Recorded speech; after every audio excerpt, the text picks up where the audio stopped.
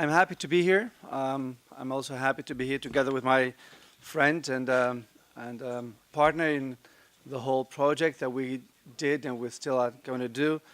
The governor of the province of South Holland, we call him the commissioner of His Majesty the King. He's sitting to my right. And I apologize, the mayor of The Hague, Josias van Aartsen, the former minister of Foreign Affairs. He's not with us. He's the mayor of The Hague, and the reason is that yesterday in his city a new mayor has been appointed, and he has to stay in the city to take care for the right transition the weeks ahead. He's leaving the office to retire within a couple of weeks. So I'm sorry about that. So when we talk about the city of Rotterdam, may I ask you what kind of a word that comes into your mind immediately when we speak about the city of Rotterdam? Please. The port, yes, good, the port.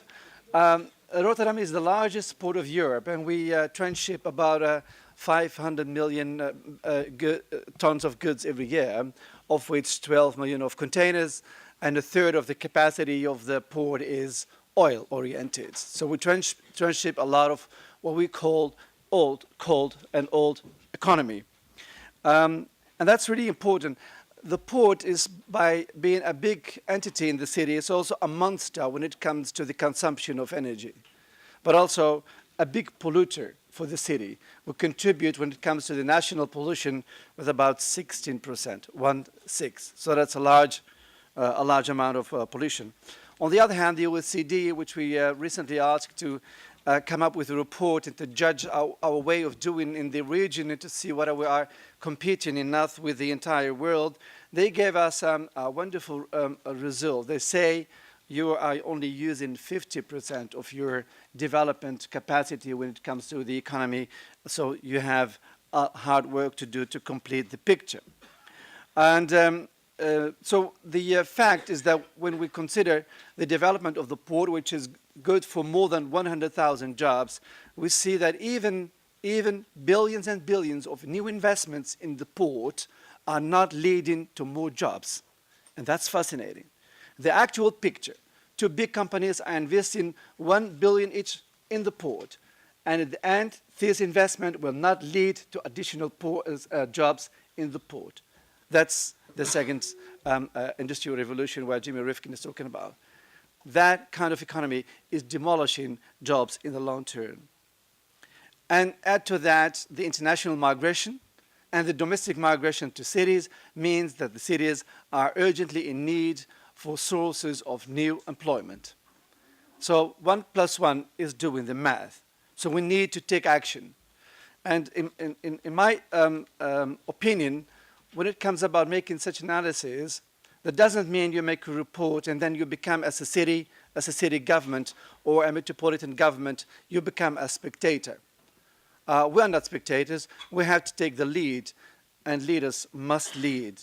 So that's why we asked Jeremy Rifkin, together with a huge number of big thinkers from large companies, telecom companies, petrochemical companies, the Port of Rotterdam, but also the universities of Rotterdam for the economy, and the University of Delft for the technical side of the picture, and a lot of other thinkers, a huge group, to design what we call a roadmap towards news economy. Jeremy showed you this morning the ordinary papers. This is a kind of a glossy magazine, a kind of a summary of that. I don't have enough copies for all of you, but I would be happy to send them through the Committee of the Region to all of you to see what we summarize when it comes to what we're going to do in the future. So we built that collaboration. More than collaboration with the business community, we succeeded in building, and that's fascinating, a voluntary collaboration between 23 cities and communities within the province of South Holland to work voluntarily on this economic transition, which is not based on the traditional way of thinking about where the borders of the city are and where to act or where not to act. We are acting entirely in the whole region without considering any border when it comes to this economic opinion. And lately, the province decided also to join the whole business, because one of our responsibilities in the whole area is, for instance, taking care for public transport and economic transitions. So the 5 routes that are really important for the future of our region are, I will start without any putting the one more important than the other. I will just summarize what is, in my opinion, the right thing to do in the future. It's about that energy transition. We have to transform the existing coal-fired power stations, we have 3 of them, into friendly power stations. And we have ideas about how to do that. And TNO, which is a technological institute in the Netherlands, showed me last week the technology, how to transform these plants towards friendly power plants without losing a lot of capital in this. Some of them are very new power stations.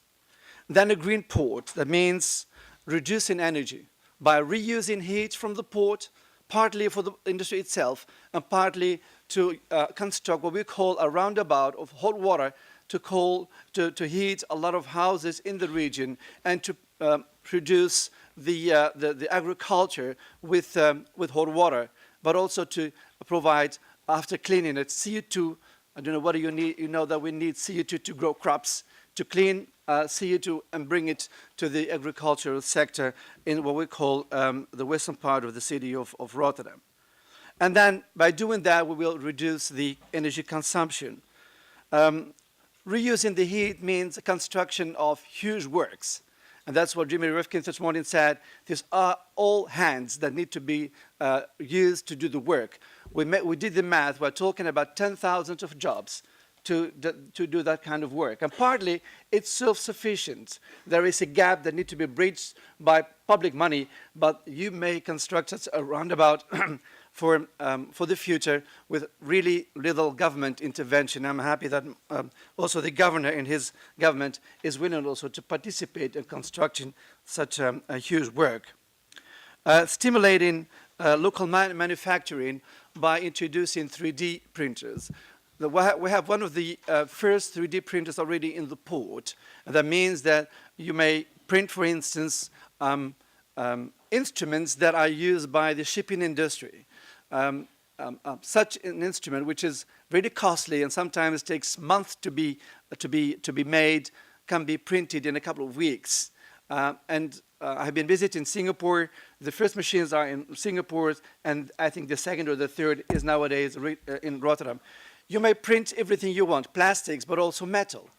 So what does that mean for logistics? For all these cheap products that we now import from China, will we need to import them, or will we just be able to print them in our cities?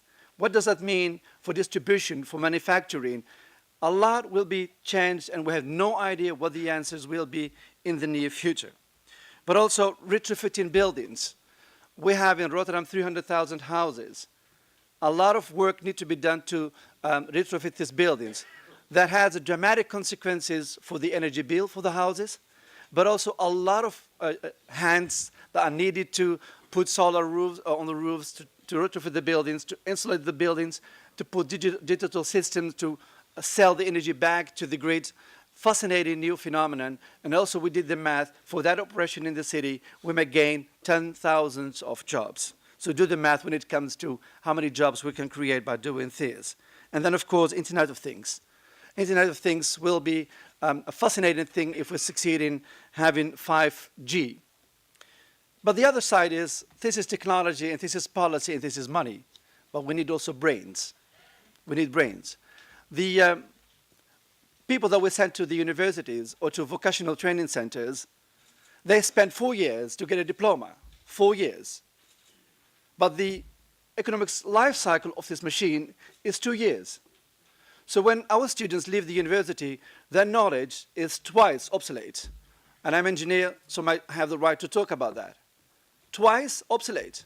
So how can we keep the brains of our workers up to date to keep with this huge transition that would take, in my opinion, 25, 30 years? We will be talking about a permanent kind of education. Is that a role of a government? Is that the city? Is that the province? Is that the factories? Is that all together? Who is responsible for that permanent kind of learning? Are our fiscal systems there to deal with this transition? I dare to say no. So there is a lot of bureaucracy also, and policy making need to be designed in the future to also change our way of thinking about education. So without that, there will be a very difficult thing to do. We tried yesterday to put this in practice by having a dinner, 4 mayors, for big cities in the Netherlands with the Prime Minister. And I am happy to tell you that he was not shocked when I told him that we need 35 billion euros in 25 years' time. So that's about 1.5 billion euros a year. Not a dramatic, big portion of our GDP, which is 730 billion euros a year. And the national budget is 360 billion a year. So if we change our minds and really realize that the only plan to create jobs is going towards this path, and we reuse our money differently in the future, and the cities are not going only to central government to bid for money and say, please put some money in my hand, but also come up with ideas and plans, and also own money in the system. We're providing the government with a proposition that we would like to finance ourselves as a region 1/3 of any billion that the government is going to invest in our region. 1/3 of any billion. That means the cities and the region also need to redirect the money differently in the coming years to do really the right things to create jobs and to invest in the future of our economy. And I believe you, ladies and gentlemen, I have 4 years to go as mayor. If we don't do this, the Port of Rotterdam, within 25 years, will become an open-air museum. Welcome then.